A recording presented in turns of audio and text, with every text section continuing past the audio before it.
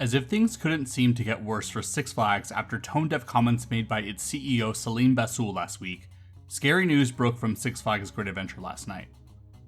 The park's best coaster, El Toro, has experienced yet another incident which has injured riders. Last night, around 7:30 p.m. on August 25, 2022, several riders aboard El Toro reported back pain when the ride had completed its course, and 5 guests were sent to a nearby hospital with minor injuries. One woman said it felt like the coaster hit a pothole after the third drop and that she might have cracked a tooth. Others said they bit their tongues or couldn't breathe due to the ride's violent shaking. Luckily, no other trains were dispatched after the incident, and we commend the ride operators for responding appropriately and putting safety first. What a horrible and frightening experience that must have been. Unfortunately, this is El Toro's second incident in 14 months. The first being a partial derailment of a rear upstop wheel that occurred on June 29, 2021. Immediately after that incident, El Toro was shut down for inspections and remained closed for the remainder of the season. But once Six Flags completed all of the necessary modifications, El Toro received extensive testing and inspections by internal and external experts, and the ride was allowed to reopen this past spring following state certification by the New Jersey Department of Community Affairs. Designed by Intamin, El Toro opened in 2006 and would instantly become one of the greatest wooden coasters in the world. We first rode it in 2008 and couldn't get enough. We marathoned that baby all day long, and it was unlike any other wooden coaster we've ever been on. It ran as smooth as a steel coaster, but still felt very much like a wooden coaster.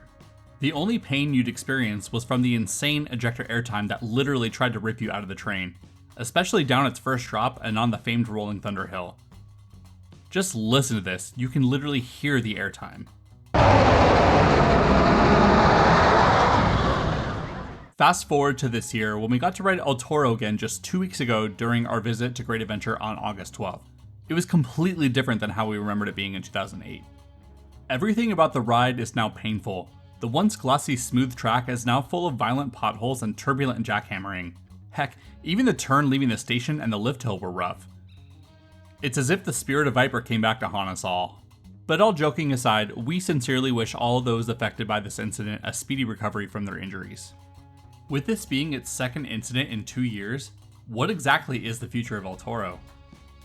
New Jersey is well known for being extremely strict on amusement ride regulation, so it's entirely possible this could be the final straw for Six Flags Great Adventure, and the state will force them to close El Toro down permanently. Obviously, we don't want this to happen, but what can Six Flags do to save it? Well, the most obvious option to fix El Toro is a full retracking by Intamin, as this was done to another one of their prefabricated wooden coasters, Colossus at Hyde Park in Germany, which opened in 2001, 5 years earlier than El Toro. Colossus operated for 15 years before closing in 2016 for the extensive refurbishment, costing approximately 12 million euros. The timeline for El Toro is about the same. This year it turned 16 years old, so you could perhaps say it is also due for a full retracking. But is Six Flags willing to trust Intamin again and invest more than $10 million for what would end up being the exact same ride?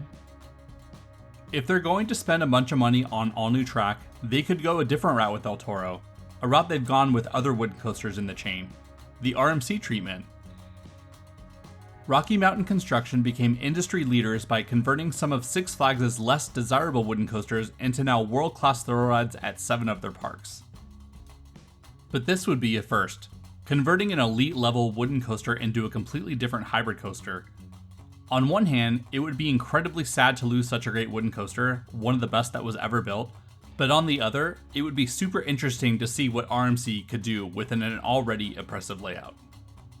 Other designers such as Great Coasters International and the Gravity Group are now trying to compete with RMC, both having recently developed their own methods of giving new life to old wooden coasters. Great Coasters International has their patented Titan track, and the Gravity Group now manufactures their own prefabricated wood, so perhaps these could be better and cheaper alternative options for Six Flags.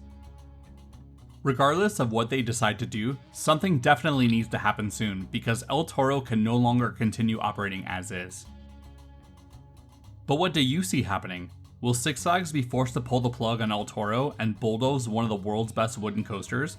Or will they RMC it or consult with another designer to save it? Let us know what you believe will be the fate of El Toro in the comments down below, and thank you for watching.